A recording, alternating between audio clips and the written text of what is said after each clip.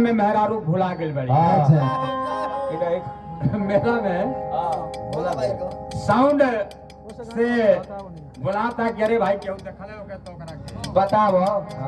जैसे आज मेला में हमन के आज माइक्रोफोन या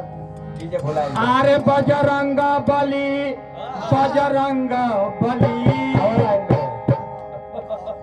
इस साउंड बोला कि आग बोल बड़ा कमा के रे भाई हमार मेहरारू कहीं इन्होंने ट्रक्सल बाड़ी भुलाइल बाड़ी कहीं माइक में अनाउंस कर दो एक माइक के जोर बोले क्या सब बोलिया साउंड में अनाउंस भाई अनाउंस होता जरिए दस कहीं भी होखा तो चल आवो महाराज जनाब तोहरा के खोजत न आधा घंटा बीत गइल बा मिलत नहीं थी कभी पूछल की बात का बारे अरे मलकिने भुलाइल भुलाइल तो है ना सभा में का करते जो हनुमान जी में जो हनुमान जी बजा हृदय से काम ले हनुमान जी जब माता जानकी का पता लगा ले हम तो नगरों का पता नहीं। अरे तो बजरंगा बली बजरंगा बली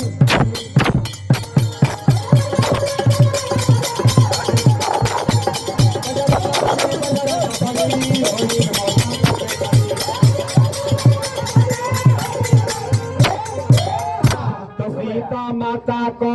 अल्लाह बवला तू पाता भागियों के बन जा तू हमरो तो होली में मोर काम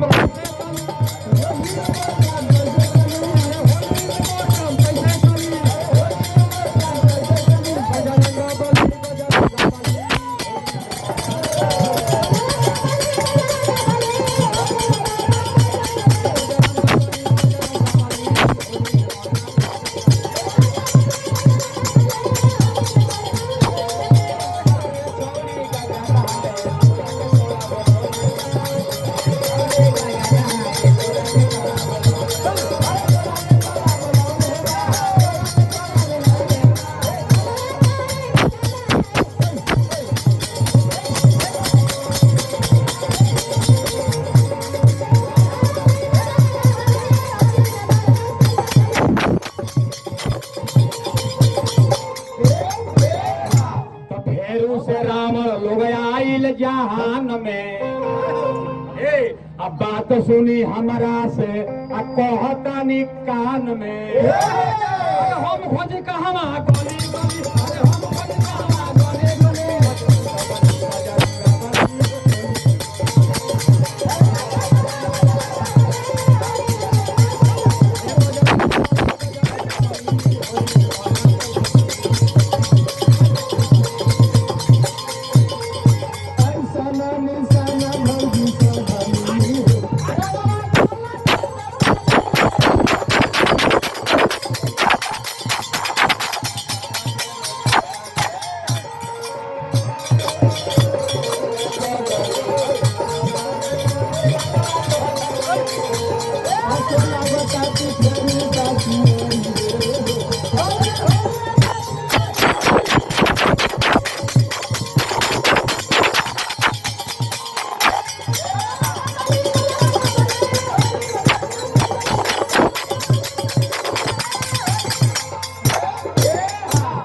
मेला हम घूमे आयली अनेर में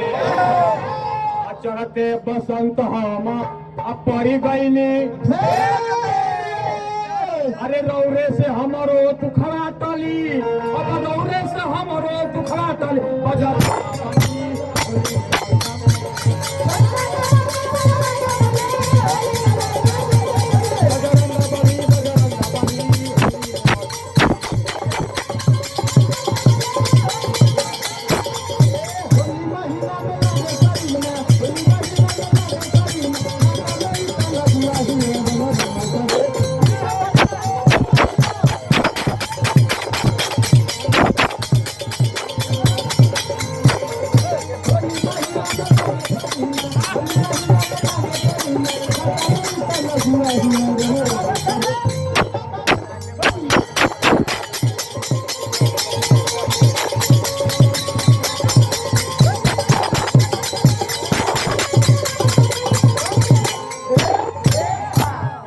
जाता